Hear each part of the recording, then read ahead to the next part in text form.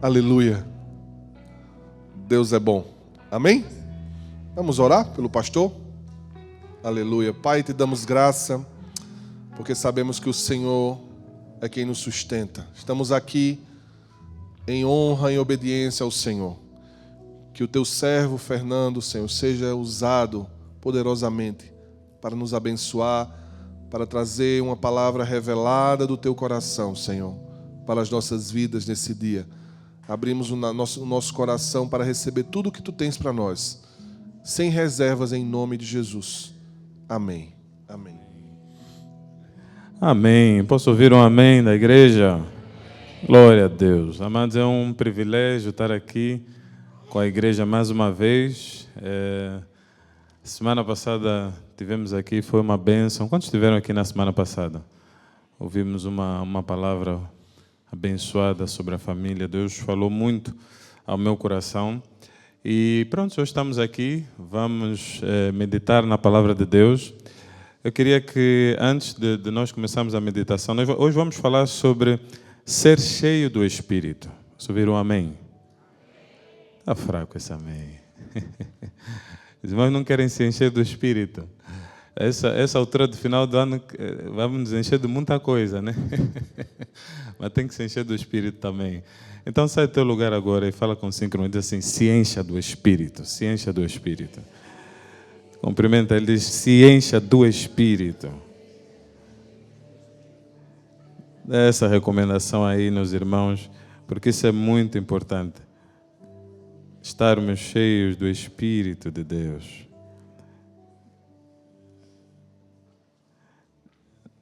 Nós vamos abrir as nossas Bíblias.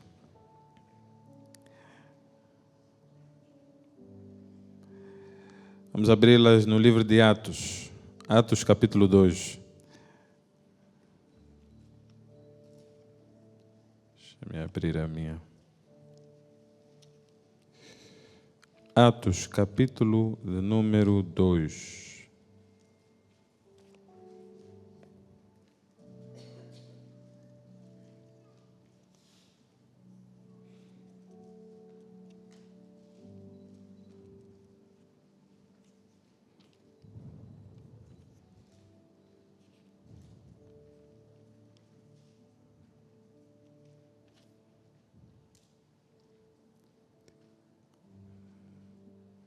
Diz assim a palavra de Deus.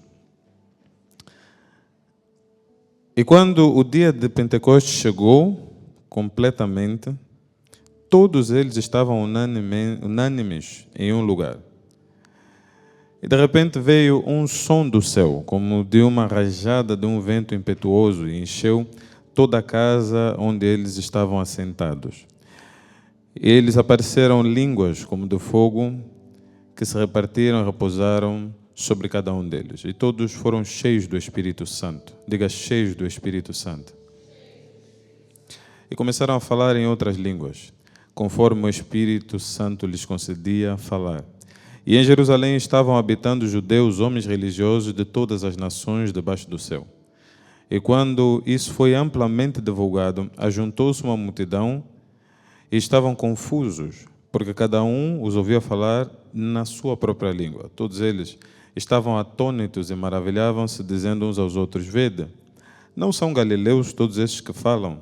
Como ouvimos cada homem em nossa própria língua em que nascemos? Partos e medos, elamitas, os que habitam na Mesopotâmia e a Judeia e Capadócia e o Ponto na Ásia, a Frígia, Panfilha, o Egito, partes da Líbia, junto a Cirene, estrangeiros de Roma, judeus e prosélitos, cretenses, árabes, todos ouvimos falar em nossas próprias línguas as obras maravilhosas de Deus. E todos se maravilhavam e estavam em dúvida, dizendo uns aos outros, o que significa isso? E outros zombavam, dizendo, esses estão cheios de vinho.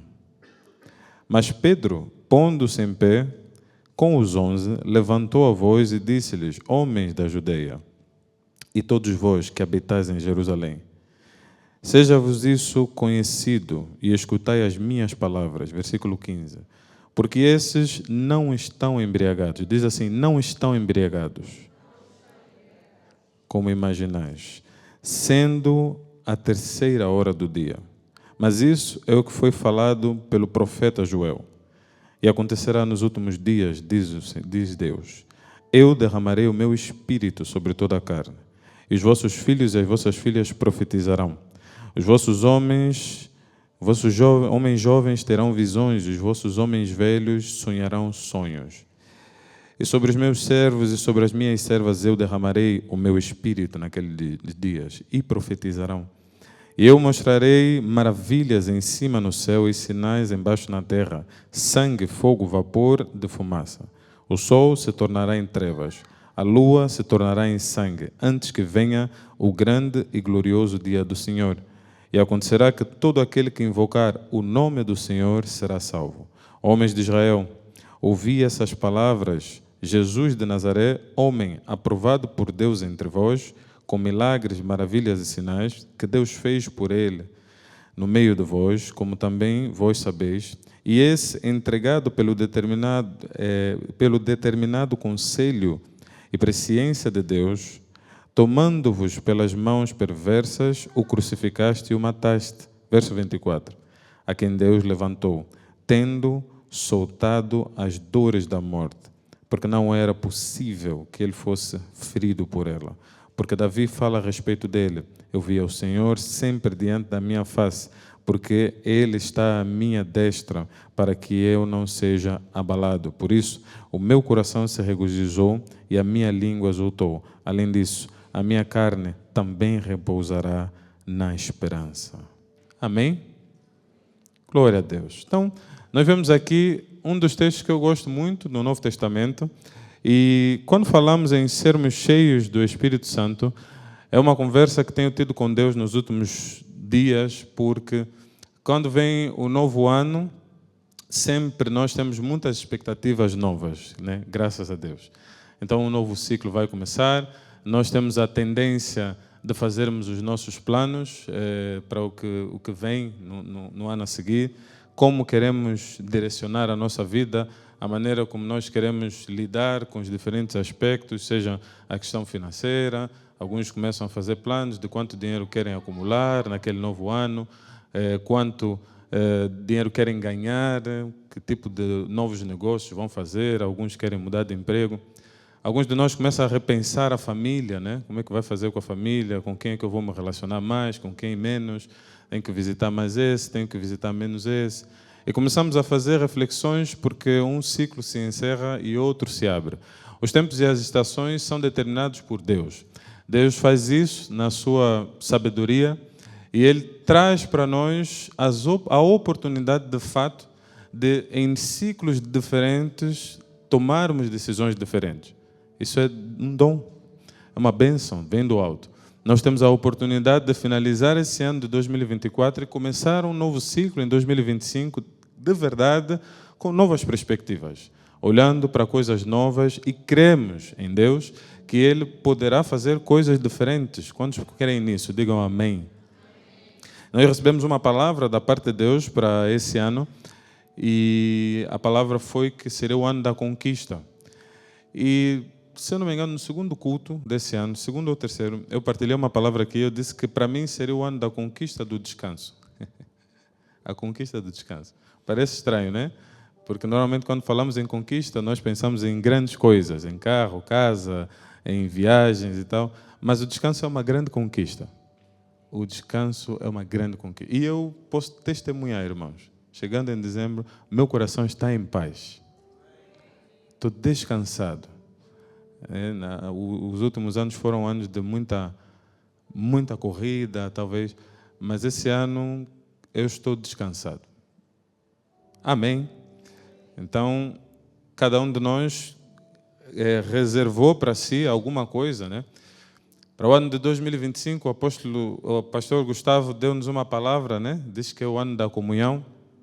Então, talvez você vai fazer o teu plano, dizer assim, ok, com quem é que eu tenho que me reunir? Quem é que eu devo perdoar? Alguma coisa deverá vir no teu coração, na tua mente, trazido pelo Espírito Santo. Mas o que quero partilhar hoje com os irmãos é que os desafios que nós temos ao longo da nossa vida, eles devem ser orientados sempre por Deus. E o grande desafio de nós vivermos cheios do Espírito, eu estive num evento, acho que uns 2 anos atrás, era um evento de jovens, e há um jovem que estavam a falar sobre planos e alguém disse, não, mas nós temos que ser cheios do Espírito. Depois há um jovem que levantou e disse, como é que alguém é cheio do Espírito e peca? Como é que alguém é cheio do Espírito e faz isso? Acho que nós não estamos a entender bem o que é ser cheio do Espírito. O cheio do Espírito não falha, o cheio do Espírito... Eu fiquei a olhar ele a falar, tem uns 300 jovens abaixo.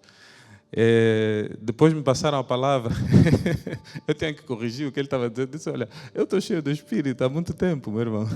Eu não sou o único. Então você vai na Bíblia, vai encontrar homens cheios do Espírito Santo e todos eles cometeram erros. Porque o fato de nós recebermos o Espírito não eliminou a nossa natureza humana. E eu já ando cheio do Espírito há muito tempo e ainda assim a natureza pecaminosa ela manifesta-se em diversos momentos. E aqui a chamada de atenção aos irmãos é precisamente essa, que nós precisamos continuamente nos encher do Espírito Santo. Sem o Espírito não conseguimos nos mover. Sem o Espírito nós não temos direção. Sem o Espírito nós não temos o convencimento do pecado, da justiça. Nós não vamos entender o juízo de Deus. O que é que Deus está fazendo na terra? As estações divinas. É o Espírito Santo.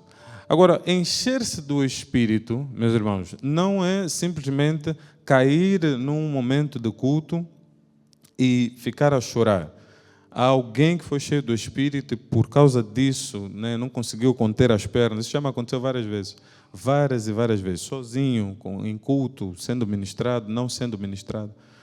O Espírito Santo toca o meu ser de forma que eu não consigo mais ficar de pé. Tenho que me ajoelhar ou cair mesmo. O que pode acontecer com alguns. E nós chamamos cair no poder. Mas não é uma regra. Nós podemos ser cheios do Espírito Santo de pé.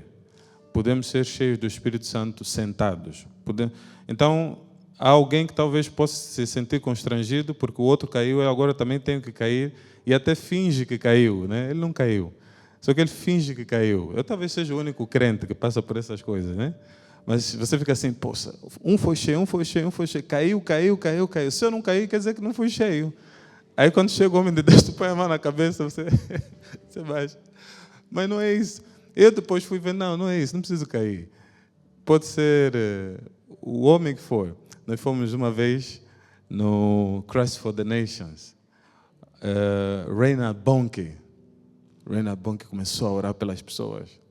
Aí ele começou a orar pelos apóstolos do Brasil. Estavam todos os apóstolos lá. Eu estava lá também na frente. Me puseram à frente. Aí ele começou a orar, todos a caírem. Eu disse, meu Deus, eu que não caio. Não vou receber a bênção do Bonnke. Não pode. Como é que vai ser isso? Não caí, irmão. Fiquei lá de pé, ele orou pela minha, eu não caí. Eu dificilmente caio, eu não caio. Caio às vezes, né? Às vezes fico sem força, mas não aquela queda que alguns caem, pá, disse, pá, esse aqui recebeu bem.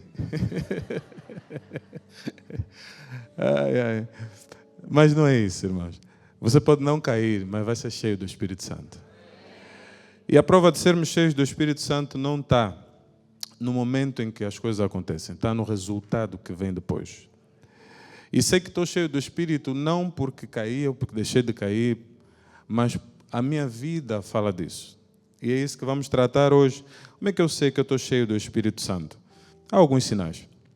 No Salmo de número 39, que volta a ser citado em Atos capítulo 2, que nós lemos, Davi ele traz uma frase que mexe muito comigo. Né? A frase de Davi é: eu espero no Senhor. Eu espero no Senhor. E isso trata dos planos, isso trata da esperança, da expectativa de vida que nós temos. Nós temos que ter uma expectativa de vida. Mas que a minha e a tua expectativa estejam em Deus. Há planos a serem feitos, sim, há. Mas se esses planos não forem dados por Deus, orientados por Deus ou validados por Deus, então nós não estamos no caminho certo. E aí eu posso conquistar o que eu quiser conquistar, mas se o Espírito Santo não me orientou, então não estou cheio do Espírito. Aí eu posso ter caído com a oração do Bonnke, Mas quando saio dali e faço da minha vida aquilo que eu quero, sem esperar em Deus, sem colocar a minha expectativa, a esperança, o meu futuro nas mãos de Deus, então o Espírito Santo não me encheu. Então eu posso ter passado por uma experiência espetacular do ponto de vista espiritual, mas não fui cheio do Espírito, porque os meus planos ainda não estão na mão de Deus. Então nós vamos abordar esse primeiro aspecto. Quem está cheio do Espírito Santo espera em Deus. Ele espera no Senhor. Ele não espera na sua capacidade financeira. Ele não põe a sua esperança em qualquer outro lugar, senão em Deus. Falar do Salmo 39 é falar de um momento muito difícil na vida de Davi. É falar talvez do momento mais difícil, em que ele tinha mesmo que começar a olhar outras soluções. Mas a música que sai do coração dele é Eu espero em ti. Ele talvez teria a oportunidade de começar a desenhar uma solução para acabar com a vida de Saul, porque o cerco estava a se fechar. Mas a esperança de Davi não estava no seu exército, a esperança de Davi não estava na morte de Saul. Alguns de nós, a esperança está na morte de alguém, na destruição de alguém, na perca de alguém. Diz assim, quando ele sair do ministério eu vou assumir. Quando ele sair do cargo, eu serei promovido. Mas a nossa esperança não está na derrota de alguém.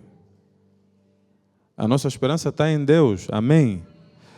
A nossa esperança não está na vitória de alguém. Alguém está à espera que o MPLA ganhe novamente as eleições, porque é assim que qualquer coisa que ele faz vai continuar. Eu estou a falar do MPLA, mas posso falar de... Alguém está à espera que a UNITA ganhe as eleições, né? Que o MPLA saia do poder. Diz, não, quando o MPLA sair do poder e a UNITA ganhar as eleições, aí sim nós vamos fazer. Mas nós não esperamos num partido político. Nós esperamos em Deus. Alguém está a entender o que estou a dizer? Nós não esperamos em qualquer elemento humano. A expectativa de um homem cheio de Deus, cheio do Espírito, não está em coisas humanas. Embora nós possamos pedir a Deus, devemos orar para que as coisas melhorem, mas a nossa esperança de verdade não fica nessas coisas.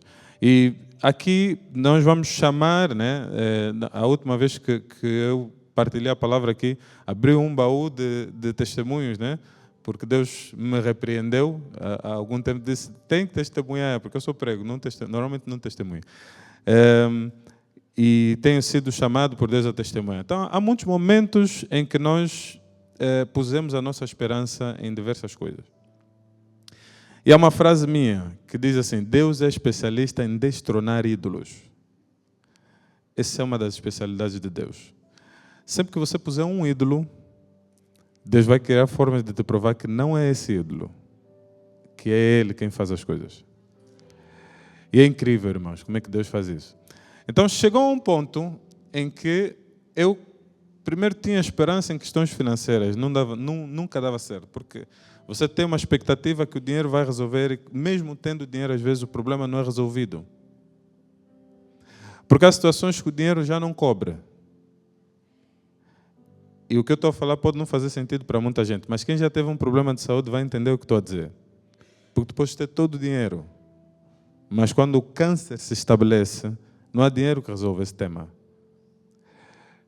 E mais lá para trás nós tivemos uma situação em que tivemos um membro da família com HIV. E naquela altura era muito difícil. Eu era novo. E nós orávamos, né, a Deus. Mas Deus faz o curso da história de acordo à sua vontade, não à vontade humana. Mas podemos fazer muitos pedidos a Deus. Eu estou cansado de ver orações atendidas. Cansado no bom sentido, né? Mas são muitas orações atendidas. Eu oro e Deus atende as orações. Mas tem muitas orações minhas que Deus não atendeu. Muitas também. Eu estava de acordo à vontade de Deus. E aqui, nesse capítulo, a nossa esperança não pode estar naquilo que está no nosso coração. A nossa esperança precisa estar no que está no coração de Deus. E até isso vai fazer com que façamos a correção de algumas das nossas orações. Porque quando vemos o Salmo 39, nós vemos que Davi, ele faz um pedido a Deus, mas ele corrige o pedido no mesmo salmo. Davi tem essas coisas, né? Talvez ele seja um ser humano e é o único, né, nisso. Nós, quando temos uma vontade, vamos a Deus com aquela vontade. Só que depois, na presença de Deus, percebemos que a nossa vontade pode não ser também a vontade de Deus. Mas não retiramos a nossa vontade. Só que dizemos assim, ok, já percebi, isso é muita conversa do pai com o filho, né? Mas já percebi, contudo, fica aí a tua consideração. Porque Davi queria que Saul morresse. E quando tu lês o salmo, está muito claro. Mas Pedro, quando cita Davi, no livro de Atos, ele cita boa parte, ele não citou essa parte. Só que é interessante que o mesmo Davi que disse, caiam os meus inimigos, é o mesmo que disse, contudo, eu espero em ti, Senhor. Como quem diz, eu quero que eles caiam, mas se não for isso que tu quiseres, faz o que tu quiseres. Eu não vou apressar as coisas. Então, há muitos momentos em que nós pedimos a Deus, pedimos, clamamos, choramos na presença de Deus, salva essa pessoa está doente, salva. Mas, no fim da mesma oração, nós percebemos de alguma forma a vontade de Deus, mas não queríamos tirar aquela oração. E eu olhei para as pessoas que estavam ao meu lado, eu era mais novo, mas olhei para as pessoas e disse, Deus não vai salvar. Estava no meu coração. Mas vamos deixar de orar. Eu disse, pá, vamos orar diferente. Eu disse, em vez de orarmos para que Deus salve, vamos orar para que se cumpra a vontade de Deus. Vamos orar para que se cumpra a vontade de Deus. E nós esperamos no Senhor. E comecei a perceber um movimento espiritual, porque esse é o mover do Espírito dentro de nós, de que em alguns momentos a nossa expectativa, seja ela qual for, poderá não ser a mesma de Deus. Mas Deus não está à espera que nós sejamos mentirosos. Mas uma pessoa cheia do Espírito Santo não é uma pessoa que deixou de ter vontades humanas. Nós temos as nossas vontades. Isso tem que estar patente diante de Deus. Mas entendermos que é nele que nós esperamos. Não é em nós. Não é na cura da pessoa que eu espero. Eu espero na manifestação divina, curando ou não. E aqui é talvez desafiador tratar esse tema, porque quando nós pensamos em alguém cheio do Espírito, nós estamos a pensar em alguém que vai entrar num leito do hospital e vai impor as mãos e todas as pessoas serão curadas. E nós vimos isso acontecer aqui em África várias vezes. Nós temos um irmão congolês, chama-se Benson Idaouça. Talvez alguns já ouviram, outros talvez não. Ele esvaziou vários leitos do hospital no Congo. Vários e vários e vários. Nós até dissemos, isso aqui é uma solução, né? Nós quando brincávamos, né? Tem que ter muitos bênçãos. É uma graça que Deus lhe deu. Ele entrava nos leitos dos hospitais, aqueles graves, perna, fraturas postas, ele orava vazios, os hospitais ficavam vazios. Ele ia orar e Deus atendia. Mas o mesmo bênção da USA testemunha, tem um livro dele, que houveram vários momentos que ele tinha dor de cabeça e Deus não curou. O filho dele morreu de doença. Ele teve um filho de 3 anos que faleceu doente. Porque a excelência do poder é de Deus, não é nossa. E ele, como um servo de Deus, sabia que, na verdade, não tinha nada a ver com ele. Era um processo divino. E que quando Deus o despertasse e dissesse, olha, levanta, vai naquele lugar que eu quero fazer alguma coisa, Deus fazia. Então, o que eu quero transmitir nesse primeiro aspecto, irmãos, é quando nós nos enchemos do Espírito, nós perdemos um pouco alguma expectativa em alguns processos. E deixamos que a expectativa de Deus se estabeleça no nosso coração. Deixamos de pensar só aquilo que nós queremos, e mesmo que nós dissemos assim, ok, eu quero muito que isso aconteça, mas vou deixar isso à consideração divina. Vou deixar isso à consideração divina. Ok, eu posso não estar muito claro ainda. A verdade é que estamos. Quando Deus não quer, Ele fala aos nossos corações. A maior parte das vezes. Então, muitos de nós já entendeu que isso não é de Deus. Só que nós queremos que aquilo aconteça. Não é mau. Mas insistimos um pouco e ficamos a orar até por uma coisa que, no fundo, Deus já transmitiu ao nosso coração e disse: olha, não vou fazer isso, não vou salvar, não vou curar, não vou abrir, não vou dar dinheiro, não vou. Então, essa mensagem é uma mensagem estranha. Ela poderá não receber muitos améns, mas eu não posso ter uma igreja de crentes que espiritualmente é imatura e só quer de Deus o bem e só exige de Deus quando Ele dá.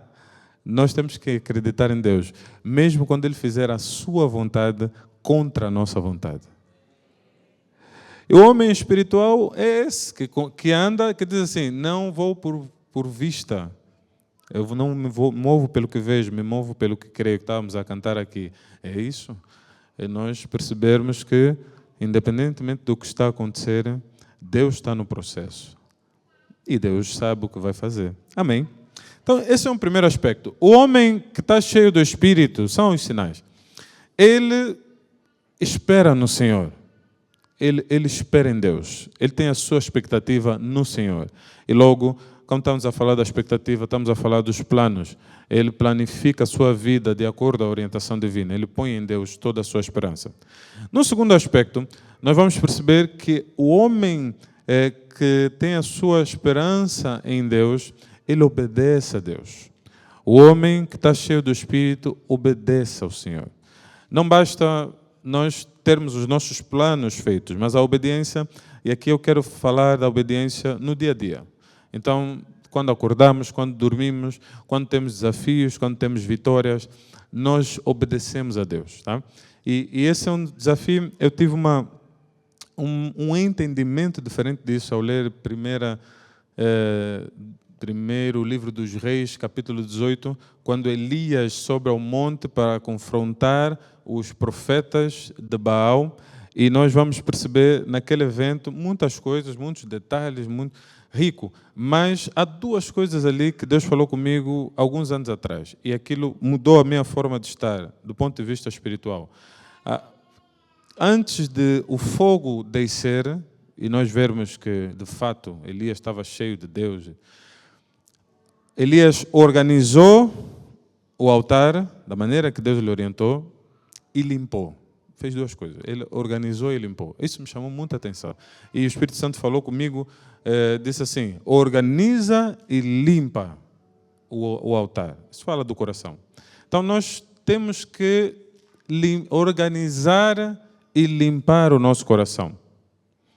Algumas pessoas têm dificuldade de ser cheias do Espírito Santo por causa de uma desorganização na mente, no coração. A Bíblia fala da mente. Então, a mente está muito desorganizada. Tem muita coisa na tua cabeça. E num ambiente desorganizado, é difícil tu tipificares as coisas, colocares lá alguma coisa. É muito difícil. Tá? Então, a nossa mente precisa se organizar.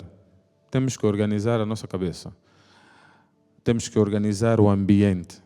A Bíblia diz que Ele separou as pedras, separou a palha, separou tudo. Ele preparou o ambiente. E depois mandou jogar água, que fala da limpeza.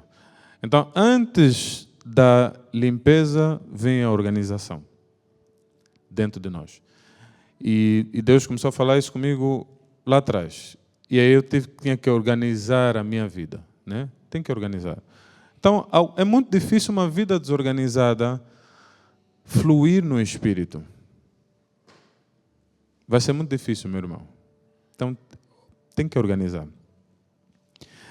Então, tem muitos compromissos que talvez não sejam necessários, eles têm que sair da agenda. Há ambientes que talvez não sejam para lá estar, eles têm que ser eliminados. Tá? Então, o ser cheio do Espírito Santo vai exigir de nós organização. Deus é um Deus de ordem e decência, diz a Bíblia. Deus organiza as coisas. O nível de organização divina é muito alto. Nós conseguimos ver na criação. Então, quando olhamos para um corpo do ser humano, é uma sincronia espetacular, milimétrica, com segundos, com milésimos. A arritmia cardíaca de milésimos pode matar uma pessoa. Para ver a cadência com que Deus organiza as coisas e Ele faz tudo certinho, né? A médica aí. Então, se você não tiver o ritmo cardíaco certo, morre. E aí, o que quero dizer é, tem que estar organizado, meu irmão. tem que estar organizado. Eu não sei o que está desorganizado na tua vida, na tua casa, na tua maneira de gerir, mas isso precisa de organização. Certamente que o Espírito Santo já tem falado contigo. A promessa de Deus do derramamento do Espírito Santo, citada em Atos, mas profetizada inicialmente em Joel, no capítulo 2 também, ela diz que derramarei do meu Espírito sobre toda a carne. E depois ele diz, os velhos terão sonhos, os jovens terão visões, sobre os filhos e as filhas derramarei do meu Espírito e eles profetizarão. Então, aqui é um dos momentos em que nós vemos uma profecia inovadora, não sei se é a palavra mais certa, mas uma profecia disruptiva para o tempo em que Joel estava a profetizar, né? Porque mulheres não serviam a Deus. Tá? As mulheres tinham um papel, mas não no serviço. Mas o que ele está a dizer é que as mulheres iam profetizar, as mulheres iam servir, os servos e as servas. Então ele sai de Israel, porque normalmente os servos e servas eram de outras nações. Então ele está a dizer assim, não vão ser só judeus, vai ter pessoas de outros povos cheios do Espírito. Ele fala dos jovens abaixo de 35 anos, ele diz que está de 35 anos até 50 era a idade do sacerdócio. Mas ele está a dizer, os jovens, ou seja, não vão estar mais limitados a 35. Quem é muito jovem vai ser cheio do Espírito. Quem é acima de 50 vai ser cheio do Espírito. Deus vai começar a usar todos. Nós chamamos de sacerdócio universal. Ele é profetizado por Joel. Mas nós vemos aqui um processo divino, mesmo que seja de disrupção, organizado, em que, quando Pedro cita em Atos o que está descrito em Joel, na verdade eles já sabiam que Deus ia fazer alguma coisa diferente do que estava a ser feito. Então, quando nós falamos em organizar, frequentemente a organização ela pode começar com uma disrupção de um padrão. Então, nós temos um padrão qualquer que fazemos em casa, mas que nós já sabemos que não é de Deus. Nós não oramos, nós não... alguma coisa. Mas nós não fazemos. Nós fazemos assim, mas Deus não quer assim. Deus quer de uma outra forma. Só que esse mesmo Deus, ele vai anunciando com antecedência o tipo de organização que ele quer. E quando chegou em Atos, não foi surpresa para nenhum daqueles irmãos, porque eles já conheciam a profecia de Joel há centenas de anos. Então, muito da organização que Deus quer fazer na minha e na tua vida já foi anunciada. Deus já falou contigo em um culto. Vocês já conversaram. Às vezes, marido e esposa já conversaram. Disseram, nós temos que orar aqui. Nós temos que fazer aqui um culto familiar. Nós temos que tirar esses desenhos animados que incitam pornografia. Ou vocês já conversaram. Vocês já falaram lá em casa. Mas essa organização, por alguma razão, não aconteceu. Mas hoje é o tempo de começar a organizar a casa. Posso ouvir um amém? E é o tempo de prepararmos o lugar para que o Espírito Santo desça, e desça com fogo. O que vimos no Monte Carmelo, aqui na Bíblia, nós podemos reproduzir. É o mesmo Deus, mas tem que organizar e tem que limpar. Organizado e limpo são duas coisas diferentes. Uma coisa pode estar organizada e suja. Outra coisa pode estar limpa e desorganizada. Então, são duas coisas que precisam acontecer em simultâneo. Tá? Então, tem que organizar e limpar. As duas coisas têm que acontecer. E quando falamos da limpeza, nós estamos a falar mesmo do coração. Raiva, inveja, amargura, dor, tem que haver perdão. Então, não dá. Um coração, irmãos, que se expõe constantemente à presença de Deus, mas não se deixa ser limpo, não está pronto para receber o overflow, para fluir no Espírito Santo, para ir além, ok?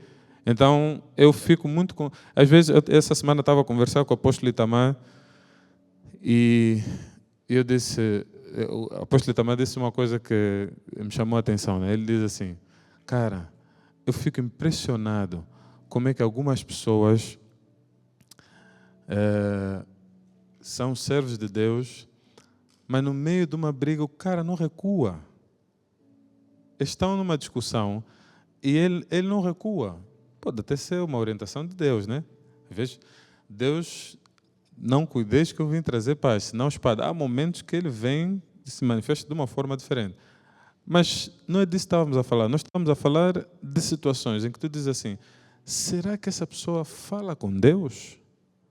Por quem fala com Deus com frequência? Eu particularmente, se discutir com a esposa, não vai durar, no mesmo dia vou ter que resolver. Porque ir à presença de Deus implica Ele te limpar. E essas escórias que têm, essas sujeiras, impurezas que vêm no nosso ser, na presença de Deus elas são expostas. E Ele briga-nos a limpar.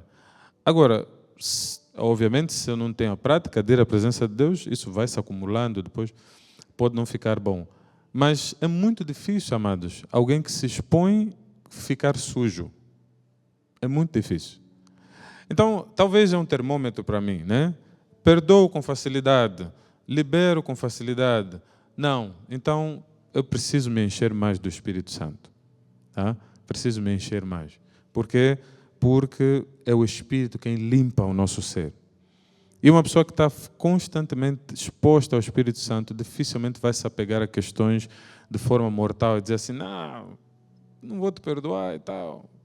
E às vezes não é um conflito aberto, né? É uma coisa escondida. Mas no teu coração você não perdoa e não libera a pessoa. Então isso precisa ser limpo. Quem faz essa limpeza é o Espírito Santo.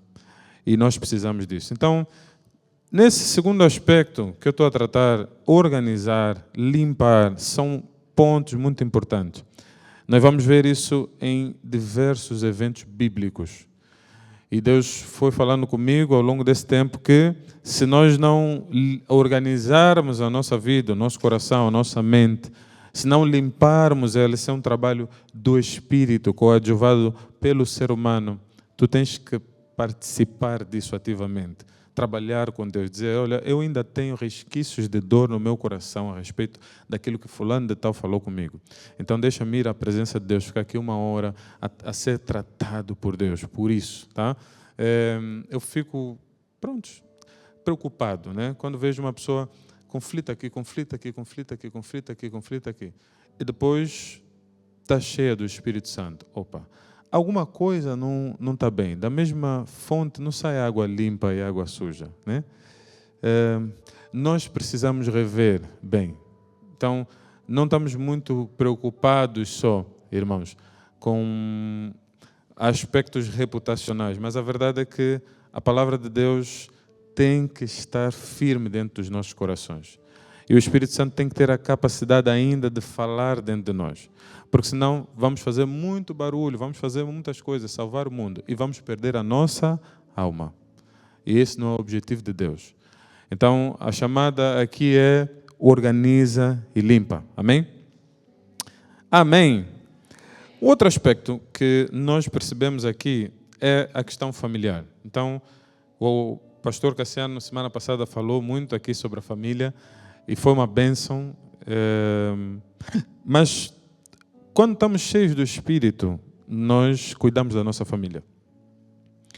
E poderá ser um contrassenso encontrar um homem que diz que está cheio do Espírito Santo e que não cuida da sua família. A Bíblia é muito clara com relação à nossa posição familiar. Ele diz que aquele que não cuida da sua família, dos seus, principalmente da sua família, é pior do que o incrédulo e negou a fé.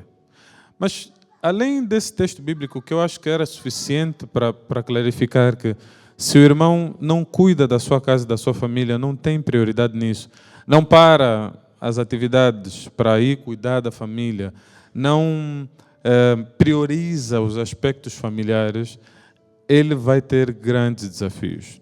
E aí, vale-me alertar, todo castelo construído sem uma base familiar sólida, ele tende a ruir lá na frente. Ok? Porque essas coisas depois criam-se problemas ainda maiores. Então, estar cheio do Espírito Santo e não ter cuidado da sua família, o irmão não fez nada. Não fez nada. Ganhou o mundo e perdeu a alma. Vaidade de vaidade, tudo é vaidade. Viveu só mesmo vaidade. Ok? E é um grande desafio para nós, porque pensar na família como sendo o aspecto fundamental das nossas vidas talvez seja uma coisa tão simples que a maior parte de nós ignoramos. Hoje, o que nós admiramos muito está associado não necessariamente a um ambiente familiar. Isso é uma construção diabólica na nossa mente. O que é admirável não é um homem, às vezes, que cuida da sua família. O que é admirável é um homem que tem um grande cargo ou uma conta bancária muito cheia. E isso, em muitos aspectos, tem sido construído sob prejuízo da família.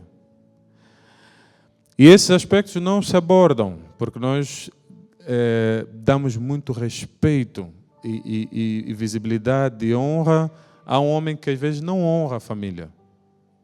Ele não honra a família, ele não honra a casa, mas ele é muito respeitado na sociedade. E isso gera um padrão para muitos jovens que dizem assim: eu posso então não honrar a minha família, não honrar a casa e ser bem-sucedido, fazer o que tem que ser. Mas esse não é o plano e o propósito de Deus. Amém? Então o homem, a honra dele começa em casa. Começa em casa. O trabalho que ele tem que fazer começa no seu lar. E isso não precisa ser feito de forma bruta. Esses dias tivemos um encontro de homens. Acho que tinha uns 500 homens, já não sei, com o pastor Sadraque. Fizemos um encontro, eu fui lá, foi comemoração do aniversário dele, sábado passado. E foi muito interessante. E nós falávamos sobre isso. Dizemos, ok, então temos um irmão, ou alguém que está na sociedade, que é bem visto e tal, porque construiu, porque fez, mas em casa o irmão não está em condições. Então não fez nada, absolutamente nada.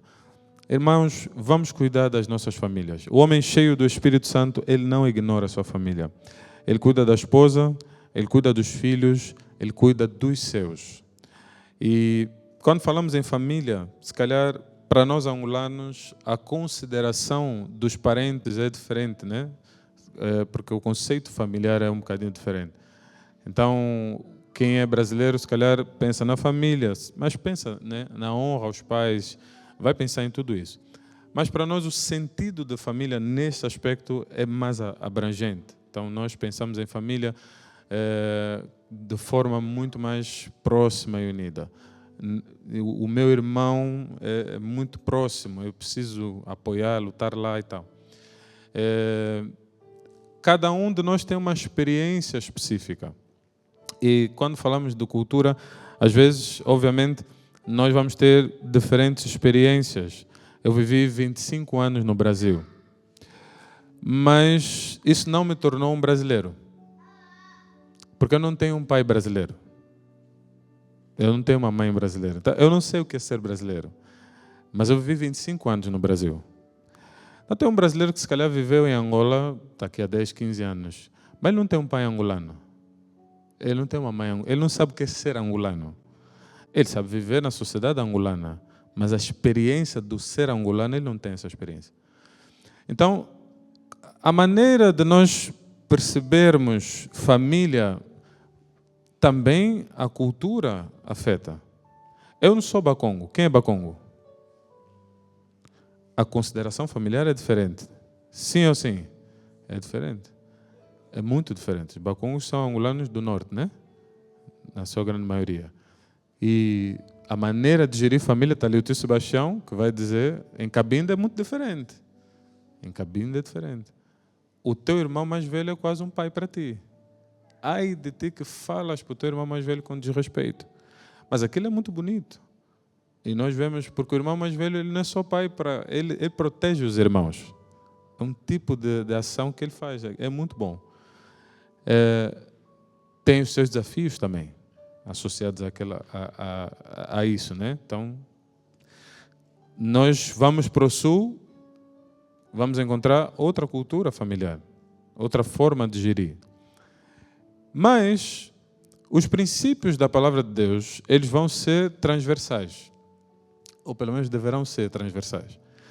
E nós não vamos encontrar nele choque cultural.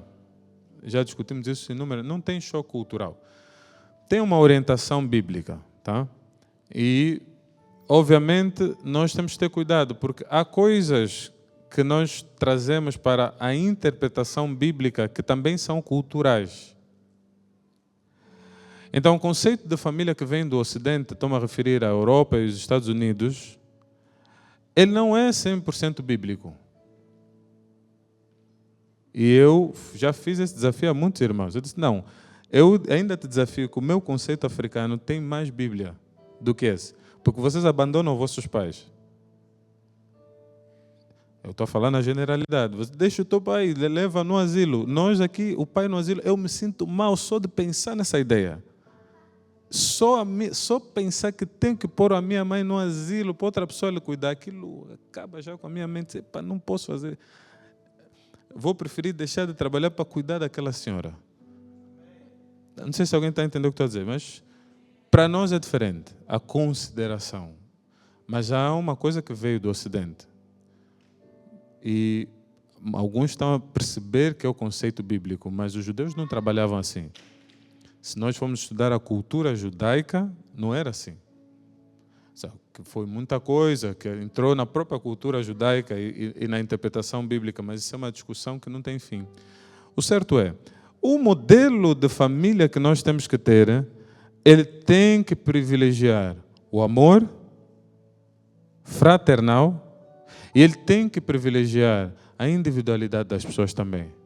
Então, nós vamos ver os princípios, todos eles têm que estar tipificados no modelo de família que temos que ter, mas ver nas culturas sinais divinos também, porque Deus fala por meio das culturas também. E não foi apenas ali que vieram orientações da parte de Deus. Nós queremos que Deus falou a todos os povos, em todas as nações, em todos os tempos. O mesmo Deus continua a falar. Embora nós estamos a levar o evangelho da verdade, Deus não está restrito de falar com os índios, que eventualmente não chegou lá uma Bíblia. Deus está a falar com eles e parte daquilo que a cultura que eles têm também reflete o caráter de Deus, né? Então nós vamos entender nisso. Contudo, meus irmãos, muito cuidado, porque o modelo de família que estamos a estabelecer pode não ser de Deus, pode ser uma questão europeia, a maneira deles digerir, porque eles chegaram a um contexto social que lhes levou àquilo. Os europeus, eles gerem aquilo daquela forma. Aí tem uma situação, eu tive um pequeno debate com um português que era nosso consultor, né? Ele disse, tem lá o meu irmão, ele agora está com problemas, ele tem problemas e ele tem que gerir os problemas dele. Ele tem que ver a situação dele, ele tem que resolver. É muito bom. Eu acredito que nós, aqui em África, também protegemos muito, até que estragamos as pessoas, né? No sentido de que ele tem problema, eu vou sempre lá ajudar, ele nunca anda. Então é bom, né, às vezes, deixar a pessoa, porque... Mas a pessoa está a morrer e você não estende a mão porque ele tem que se virar. Essa cultura não é bíblica. Alguém está a perceber o que estou a dizer? A pessoa ele está doente. Eu disse, mas o teu irmão está doente, ele está no hospital. Nesse momento você tem que reagir. Se a pessoa recebeu o salário, gastou o dinheiro, não tem dinheiro para pagar a renda, mano, não tem dinheiro para pagar a renda, você vai se virar. Eu não vou pagar a tua renda. Você gastou o teu dinheiro. Ou arranja uma renda mais barata, viva a tua realidade. Mas estamos a tratar de alguém que está doente, não estenda a mão, porque não, já a minha vida e tal. Então, vamos pensar. A chamada da atenção é muito difícil que alguém cheio do Espírito Santo encerre o coração para a família, para ajudar, para apoiar, para orar, para estar junto, tá? Então, teu irmão está com dificuldade, é para você ir lá ajudar, irmão. É para você estar junto, é para você ir lá orar. Nós tivemos aqui na igreja situações, e eu vou estar a falar da família, mas nós somos a família de Deus. Posso ouvir um amém? Ou pelo menos temos que ser. Então, algum de nós, irmão, quando perde um ente querido, nós temos que comparecer. Faz parte. Se calhar nós aqui em África, e aí eu digo que em alguns aspectos vou preferir, você se tiver alguém que morreu na tua família, nós vamos ir lá. E nós conversamos uma vez sobre esse tema. Eu disse, olha, quando meu pai morreu, eu vim do Brasil, né? Então eu cresci no Brasil. E na minha cabeça, o óbito é um dia do velório, a pessoa morreu, se calhar dia seguinte ou no mesmo dia enterramos, de acordo, né, o que for possível. No dia do velório temos uns cafés, tomamos um café, e cada um depois vai para a sua vida. Pronto, eu vi isso acontecer várias vezes, cresci nisso. Mas quando vim aqui, o meu pai morreu, talvez tenha sido das primeiras experiências que eu tive com óbito. E eu fiquei chocado, porque na minha casa tinha umas 90 pessoas. Eu disse, mas essa gente veio fazer o quê aqui? Pessoas que vieram da província, todos lá. Só que eu achei muito interessante, porque viver é diferente de você ouvir. Aquela confusão que eles estavam fazendo na minha casa levou 15 dias. Ficaram aí 15 dias. Mas, irmãos, 15 dias depois, você já não lembra do falecido. O momento mais crítico da dor, da perda, são aqueles primeiros dias. E aquela confusão, que parece uma confusão, nós não temos muitos problemas de depressão pós-morte. Eu não estava a entender o que significava aquilo. As pessoas estão ali, fazem-te mesmo companhia. Porque você está a tentar chorar, tem um a te falar. Quando você pensa que quer chorar, já vem um, ei, vamos jogar carta. Ei, vamos, não sei o quê. Olha, está a faltar comida. Não tem carvão, tem que buscar carvão não sei aonde. E você vai, roda. E 15 dias passaram.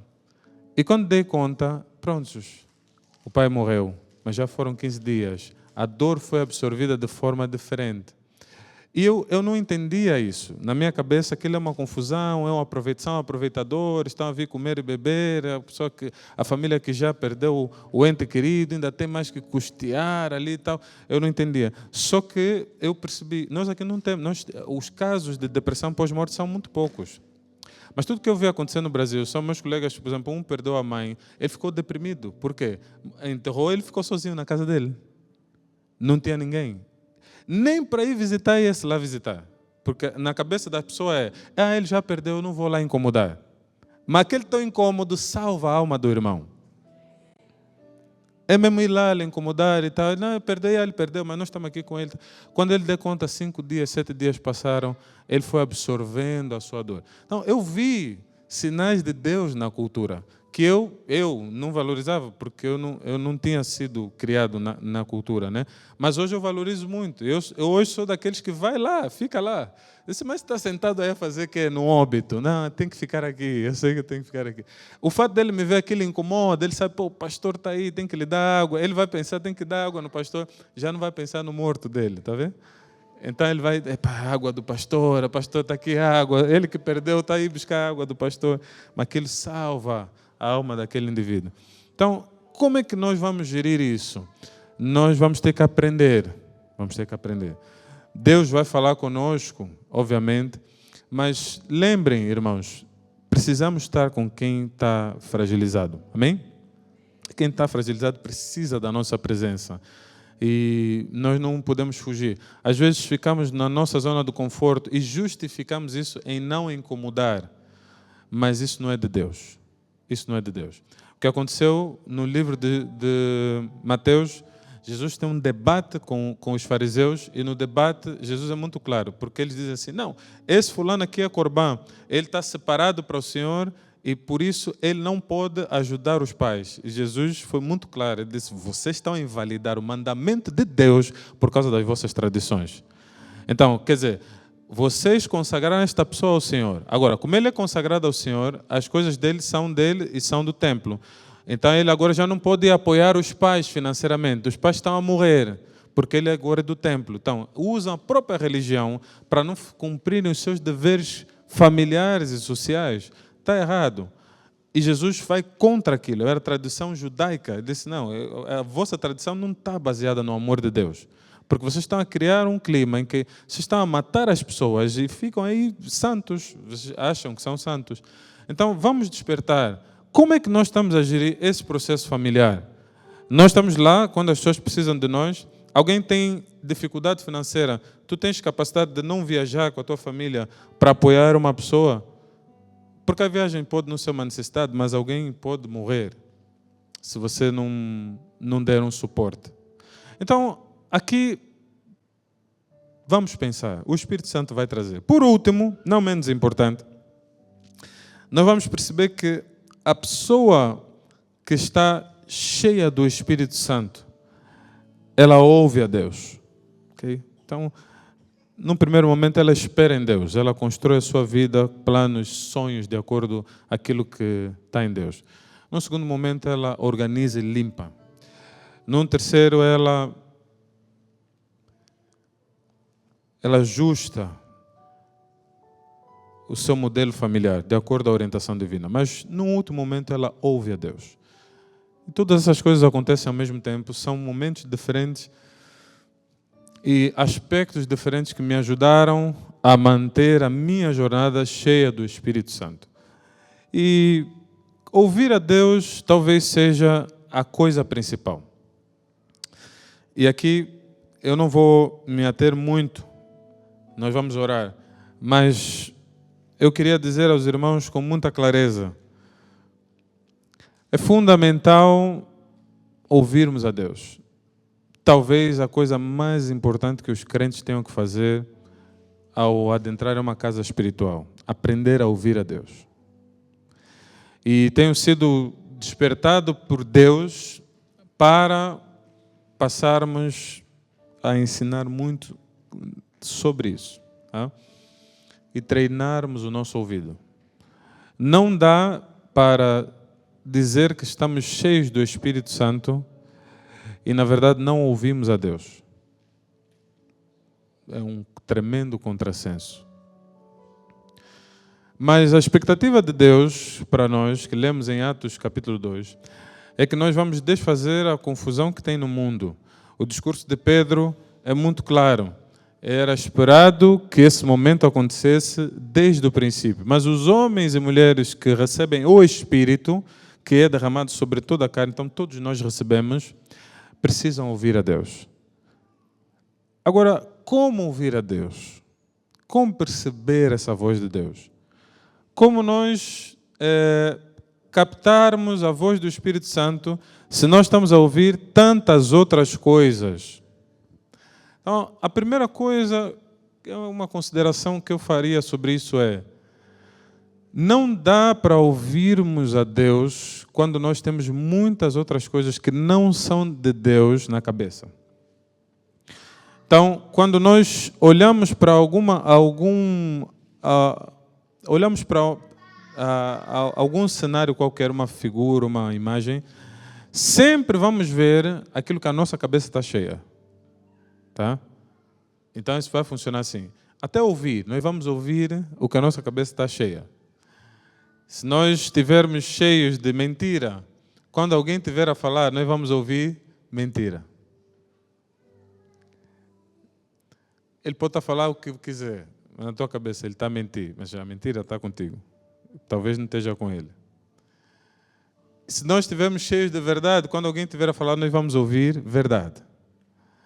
Se nós estivermos a olhar, as lentes que nós pusemos vão definir o que nós vamos ver. Da mesma forma, ouvir. Então é muito difícil me encher de Instagram, de WhatsApp, de conversa e tal, e depois entrar no lugar da oração e ouvir a Deus. Muito difícil. Muito, meu irmão.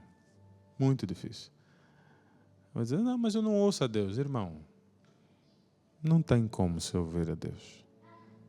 Porque a tua cabeça está cheia de todas as coisas, menos as de Deus. Então, para ouvir a Deus, nós temos que nos encher das coisas de Deus. Alguém está a perceber o que estou a dizer? Tem que encher. Senão não dá. Você está numa frequência, de repente queres entrar noutra frequência, não é assim. Tá? Você está a vir com pensamentos carnais. De repente queres entrar nos pensamentos espirituais. E o que acontece com muita frequência é que, na verdade, nós só vamos à presença de Deus em alguns momentos por causa de coisas específicas. Então, eu quero ouvir a Deus para saber se viajo ou não. Eu quero ouvir a Deus para saber se caso ou não. Se separo ou não. Quero ouvir a Deus para saber se largo o emprego ou não. Mas de segunda a sexta, de segunda a segunda, eu não me encho das coisas de Deus. Eu me encho de notícias negativas, eu me encho disso, me encho daquilo outro. Tá, tá, tá. E depois vou lá rápido, só para ouvir o que eu quero ouvir, e depois vou me encher de tudo que não presta novamente. Então, aqui, o grande desafio que nós temos ao ouvir a Deus, amados, é que a nossa mente precisa estar numa frequência específica. Ela precisa estar no Espírito, para ouvir o Espírito.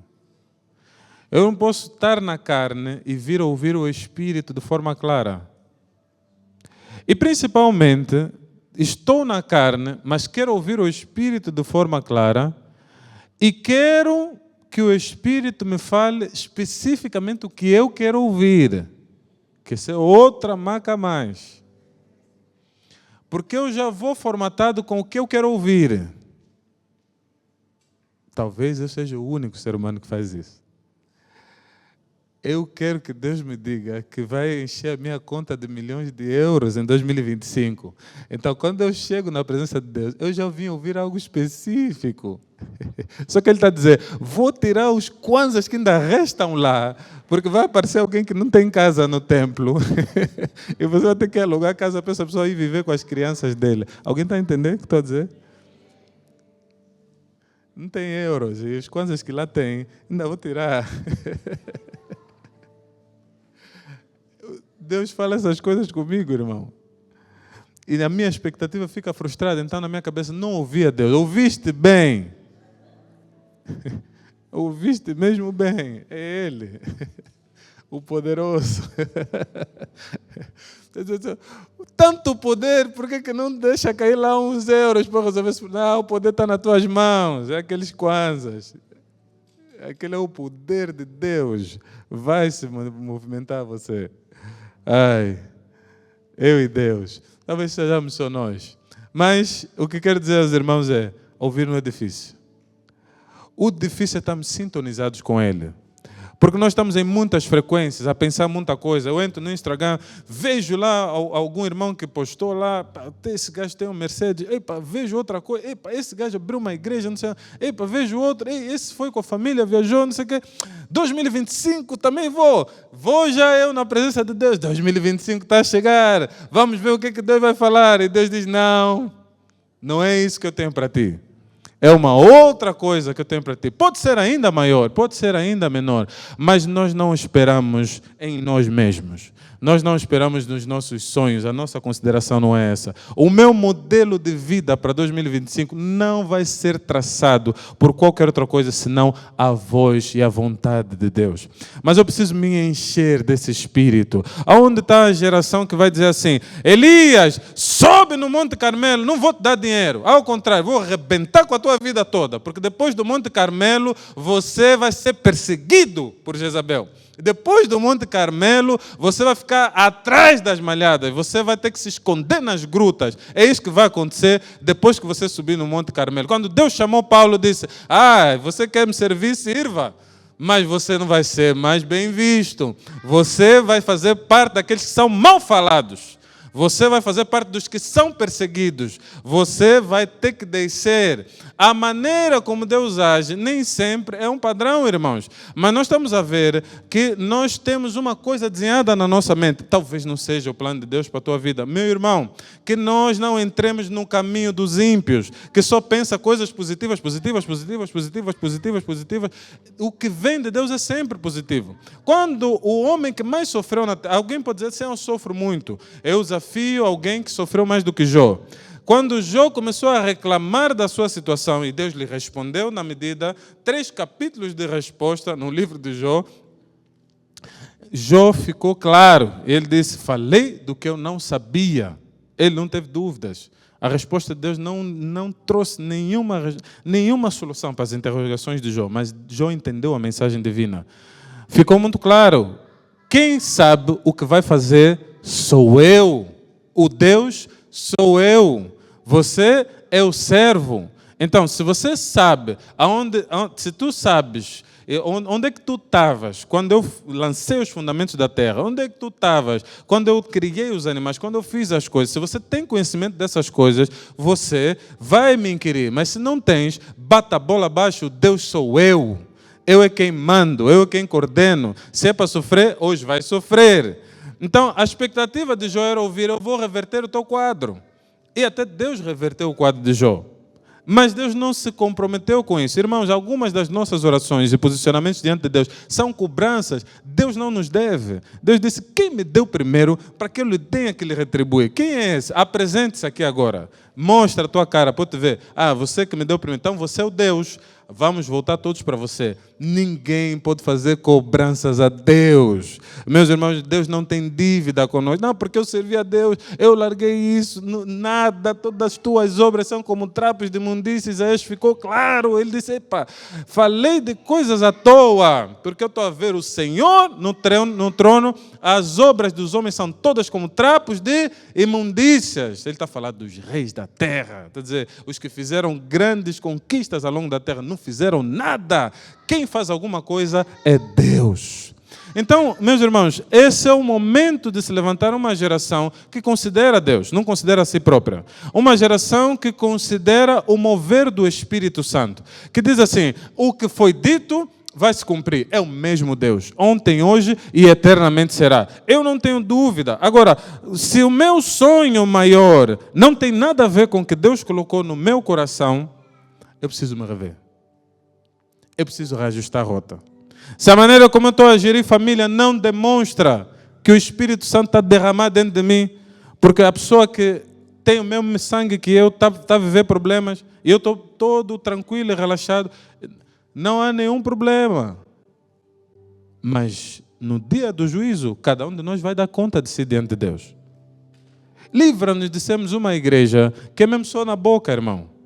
Porque no nosso meio, se tem pessoas necessitadas, nós temos que reagir rapidamente.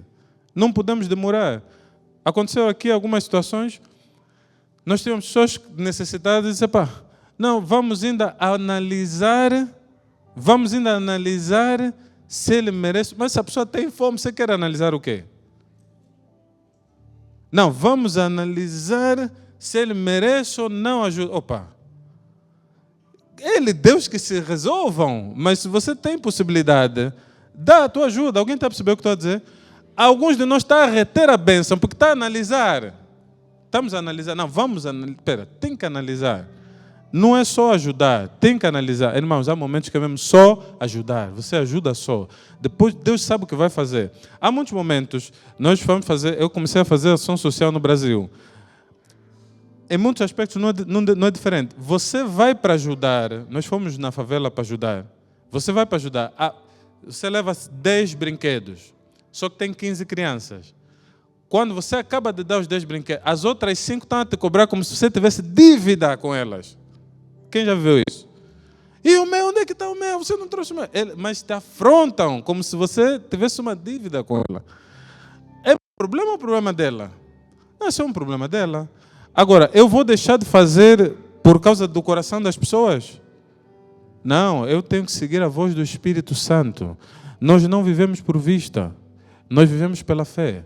Nós vivemos por um direcionamento da parte de Deus. Agora, ouvir a Deus, meu irmão, é crítico. Se nós não estamos a ouvir a Deus no nosso dia a dia, é muito difícil alinhar os sonhos, é muito difícil estabelecer modelo de família, é impossível organizar a casa. A organização não vem de uma ideia humana, é Deus quem orienta. Deus é quem diz como é que tu vais organizar a tua casa. A alguns de nós, Deus disse: vai para o descanso, finaliza isso. Deus está a falar, mas nós não ouvimos mais a Deus. Ouvimos as notícias, não sei o que, criamos a nossa própria vida de acordo a esses padrões. Hoje é um dia de reconciliarmos isso pelo poder do Espírito. Esse Espírito Santo que foi prometido há mais de 1000 anos atrás e foi reiterado 2000 anos atrás quando Pedro pregou. Meus irmãos, ele é vivo. Nós temos o Espírito Santo. É uma dádiva divina, é o próprio Deus residente em nós, para nos orientar dia após dia, para limpar, para nos fazer estar firmes. E há uma coisa que chama muita atenção. Nós falamos sempre que nós somos mais do que vencedores. Quem crê que é mais do que vencedor? Irmãos, isso é uma grande responsabilidade. Eu sempre me perguntei, apóstolo Itamar, o que é ser mais do que vencedor? Porque a pergunta é, depois de vencer vem o quê? Já acabou. Como é que fica ser mais que vencedor? Eu sou o único, não sei se sou o único que tem essas perguntas. Mas espera, venceu, acabou. Depois de vencer vem o quê? Dupla vitória não dá certo, porque já é vencedor. Então eu comecei a me questionar e comecei a ir na Bíblia a tentar perceber o que era isso de ser mais do que vencedor. Depois em Efésios capítulo 6, encontrei outra expressão que também combina, pastor Cassiano. Ele diz assim, e havendo vencido todos, permanecei firmes. Eu disse, espera, depois da vitória vem a permanência. Porque há muitos que são vitoriosos, só que não permaneceram. Então você até sabe que ele é vitorioso, só que ele já não te inspira mais. E no dia que eu estava a ler esse texto, na minha cabeça, eu estava a ver um jogo de futebol. E no jogo de futebol apareceu o Maradona. Apareceu o Maradona. E depois fui ler o texto bíblico. E Deus disse, o Maradona é um vencedor, mas ele é mais que vencedor. É estranho, porque normalmente nós não temos ele como uma figura. Porque ele venceu muito, um espetáculo, fez um show. Mas depois de ter vencido, houveram muitas quedas. Quem conhece a história do Maradona sabe, né? Depois caiu nas drogas, depois dele ter vencido. Então o grande desafio não é só chegar à vitória, é depois de ter vencido tudo, permanecer firmes. Só o Espírito Santo nos dá essa capacidade. Só o Espírito Santo traz paz ao nosso coração. Para mesmo depois de termos vencido, porque é um desafio às vezes.